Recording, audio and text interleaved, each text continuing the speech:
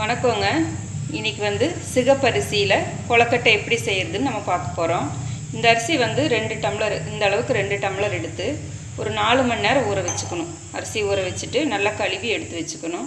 இதுக்கு தேவையான பொருள் வந்து பெரிய வெங்காயம் 1, ஒரு 5 பச்சை மிளகாய், கருவேப்பிலை, உப்பு போட்டு இதையே அரைச்சிக்கணும். இப்போ அரைச்சிட்டு உங்களுக்கு எப்படி செய்கிறதுன்னு காமிக்கிறேன். இப்போ பாருங்கள், இதை அரைச்சிட்டோம் இல்லைங்களா? இப்போ எந்த பாத்திரத்தில் அரைச்சிருக்குன்னா கொஞ்சம் இந்த ரவை பதத்தில் அரைச்சிருக்கணுங்க. பாருங்கள், இப்படி இந்த மாதிரி உப்பு போட்டு இதை அரைச்சாச்சு. அரைச்சதுக்கப்புறம் இந்த கடாயில் நம்ம எண்ணெய் ஊற்றி இதெல்லாம் போட்டு வணக்குறோம்.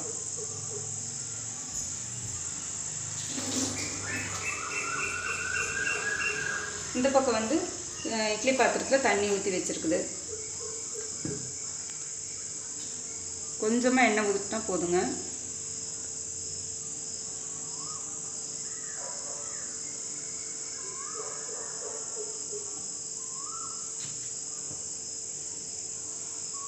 நான் வந்து கடலை எண்ணெய் ஊற்றிருக்கேன். நீங்கள் எந்த எண்ணெய், தேங்காய் எண்ணெய் வேணும் தேங்காய் எண்ணெயில் பண்ணிக்கலாம். எண்ணெய் சூடாயிடுச்சுங்க. இப்போ எண்ணெய் சூடானன்னு கடுகு உளுந்தம் பருப்பு போடுறோம்.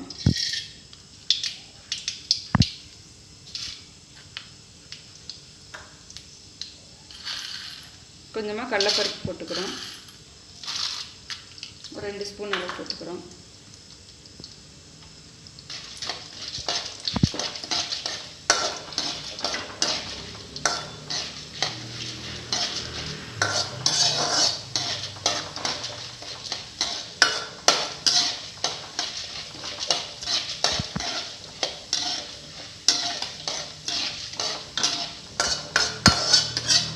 கார கொழுக்கட்டை, இதுக்கு தேங்காய் சட்னிலாம் ரொம்ப டேஸ்ட்டாக இருக்கும். இதில் இனிப்பு கொழுக்கட்டையும் செய்யலாம். இப்போ பாருங்கள், பெரிய வெங்காயம் போடுறேன்.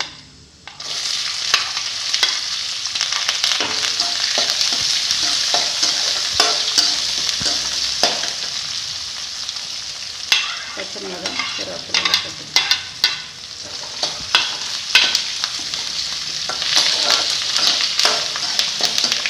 உடம்புக்கு ரொம்ப நல்லதுங்க. நல்ல டேஸ்டாகவும் இருக்கும்.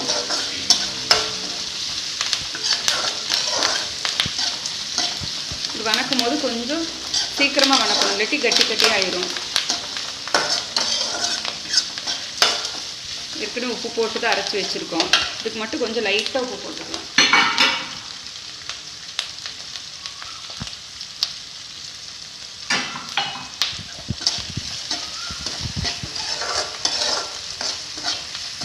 எப்படி அரிசி மாவில் கொழுக்கட்டை செய்கிறோமோ அதே மாதிரி தான் இந்த கொழுக்கட்டையும் செய்கிறோம். இன்னும் உடம்புக்கு ரொம்ப நல்லதுங்க. அடிக்கடி செஞ்சுக்கலாம்.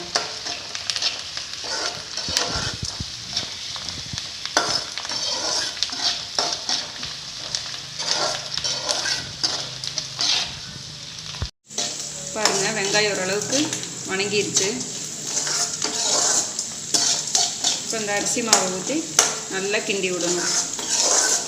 கொஞ்சம் கேஸ் சிம்மில் வச்சுட்டு கலக்கணும்.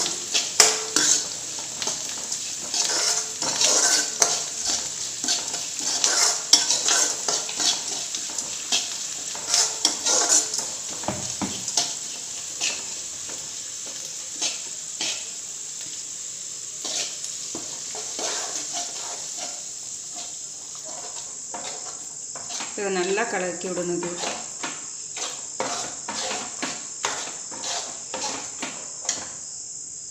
பாருங்கள், கைவிடாமல் கலக்கிட்டே இருக்கணும். கொஞ்சம் சிம்மில் வச்சுட்டு கலக்கினா போகுது. இது வந்து 40 வயசுக்கு மேலான அந்த சத்து இல்லாமல் போயிடுது இல்லைங்களா, கால்சியம் சத்து இல்லாமல். அதுக்கு இது சாப்பிட்டா ரொம்ப நல்லது. சுகர் இருக்கிறவங்களுக்கு நல்லது, எக்ஸசைஸ் பண்ணுறவங்களுக்கு, குழந்தைகளுக்கு இதெல்லாம் ரொம்ப நல்லது.